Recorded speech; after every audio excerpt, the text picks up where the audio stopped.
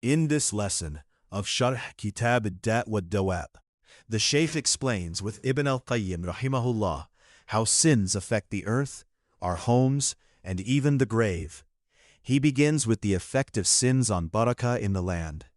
Ibn al-Qayyim states that sins can bring earthquakes, landslides, and the loss of blessings.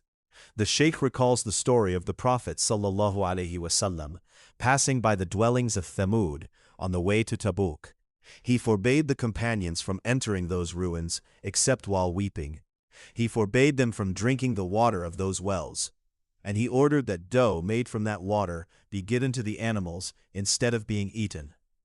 All of this was because of the evil effect of sin on that land. The Shaykh then recites the verse, وَلَوْ أَنَّ أَهْلَ الْقُرَى آمَنُوا وَاتَّقَوْا لَفَتَحْنَا عَلَيْهِمْ بَرَكَاتٍ مِنَ السَّمَاءِ وَالْأَرْضِ.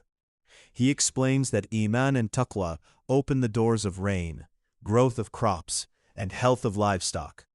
Sins, on the other hand, cause less rain, drying wells, weak harvests, and new plant diseases. The greater the sins, the greater the removal of barakah and the severity of calamities. Ibn al-Qayyim mentions a report from an Imam Ahmad about a grain of wheat found in the storehouses of Bani Umayyah, the size of a date stone, with a note saying, "This used to grow in the time of justice." The Shaykh uses this to show how the size and quality of crops are closely linked to justice and righteousness among people. He then brings the lesson closer to home.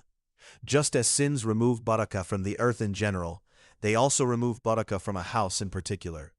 A house filled with Quran, dhikr, and prayers attracts mercy and tranquility.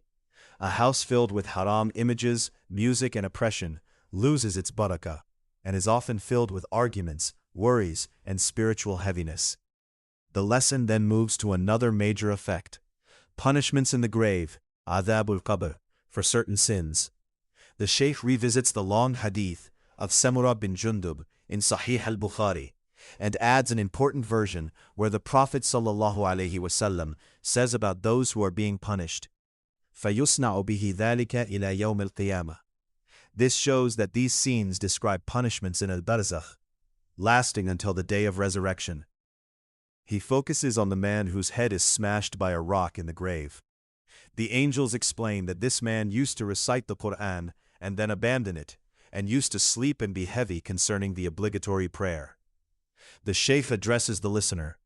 If someone told you, tomorrow if you oversleep and miss the prayer, a rock will be dropped on your head and crush it, would you dare to stay in bed?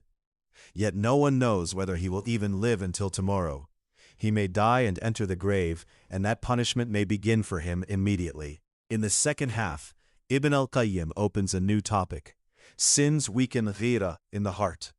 Ghira for the deen, for Allah's hudud, and for one's family is part of a healthy qalb. When sins increase, ghira fades away to the point that some people may see serious corruption in their own homes and feel almost nothing. The Shaykh recalls the hadith about Sa'd ibn Ubadah radiyallahu anhu, whose strong ghira was mentioned to the Prophet sallallahu alaihi wasallam. The Prophet replied, "Ata'ajjabuna min ghirati Sa'd? La ana aghyaru minhu, wallahu aghyaru minni." In the khutbah of al-Kusuf, he also said, "Ya ummata Muhammad, ma ahadun aghyaru min Allah an yazni abduh, aw tasni ummatuh." These texts show that ghira is an honorable trait, and that losing it is one of the serious effects of sin. Ibn al-Qayyim then connects ghira to hayat. Hayat is derived from hayat. The more alive the qalb is with Allah, the stronger its hayat. The Prophet ﷺ said, "Al-haya'u khayrun kulluh." And he also said, "Inna mimma adraka an-nasu min kalam an-nubuwwati al-ula. Idha lam tastahi, fasna' ma shi't." The Shaykh explains the two well-known meanings.